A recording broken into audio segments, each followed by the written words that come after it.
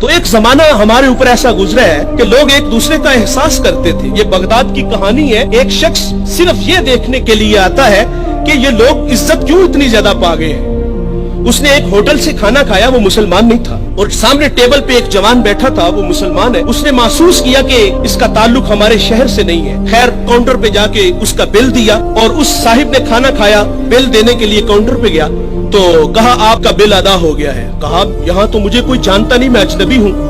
کہا ایسے ہی ہے, ایک مسلمان تھا اور اس نے آپ کا بل دیا اور چلا گیا. رکا اس لیے نہیں کہ آپ شکریہ کے لیے آگے بڑھیں گے, تو اس نے یہ بھی اپنے لیے مناسب نہیں سمجھا کہیں یہ نفس کی غذا نہ بن جائے. وہ اس بات سے متاثر ہوا. پھر ایک دکان پہ گیا, اسے کوئی چیز چاہیے تھی. جب دکان پہ گیا تو اس نے کہا یہ چیز مجھے چاہیے, قیمت طے ہوئی. تو دکاندار پتہ کیا کہتا ہے, وہ کہتا ہے بھائی اسی معیار کی اسی قیمت میں وہ جو سامنے دکان ہے, اگر یہ چیز تم اس سے خرید لو تو تمہیں کوئی اس پہ اعتراض تو نہیں. کہا مجھے چیز چاہیے. وہ سامنے دکان پہ گیا, اس نے وہ چیز خریدی, خرید کے جانے لگا. لیکن یہ تجسس تھا, اس نے ایسا مجھے کیوں کہا, یہ خود بھی تو نفع لے سکتا تھا, فائدہ تو اسے بھی ہو سکتا تھا, لیکن اس نے مجھے اس کے پاس کیوں بھیجا. دوبارہ پھر پلٹتا ہے اور آ کے کہتا ہے بھائی وہی معیار ہے, وہی قیمت ہے, لیکن اس کے پاس بیچنے کا مقصد کیا تھا تیرا. اس نے کہا بھائی صبح سے اس وقت تک میرے پاس بڑے گاہک آئے ہیں اور میں نے اپنے بیوی بچوں کے لیے رزق روٹی اکٹھی کر لی ہے, اور وہ جو سامنے بھائی ہے اس کے پاس صبح سے لے کر اس وقت تک کوئی گاہک بھی نہیں آیا.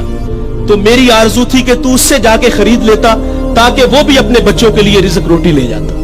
ایک ایسا زمانہ تھا, ہمارے اخلاق اتنے اچھے تھے, ہم ایک دوسرے کا خیال رکھتے تھے.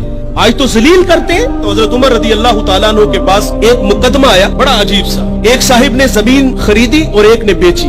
جس نے زمین خریدی اس نے ہل چلایا تو اس سے خزانہ نکلا, اور وہ خزانہ لے کے جس سے خریدی ہے اس کے پاس آ گیا اور آ کے کہتا ہے کہ بھائی میں نے زمین خریدی ہے, زمین کے پیسے دیے ہیں, اس خزانے کے پیسے نہیں دیے, یہ آپ مجھ سے لے لو. اور جس نے بیچی ہے وہ کہتا ہے بھائی یہ تمہارے مقدر, یہ میں نہیں لوں گا, یہ تمہارے ہی ہیں.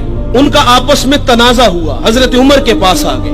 وہ دے رہا ہے, وہ لے نہیں رہا.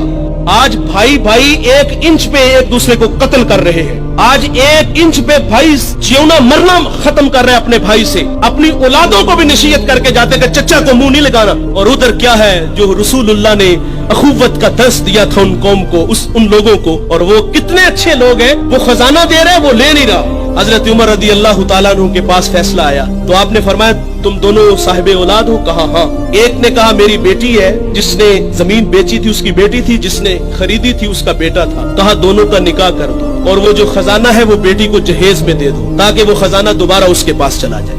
تو اللہ سے دعا کریں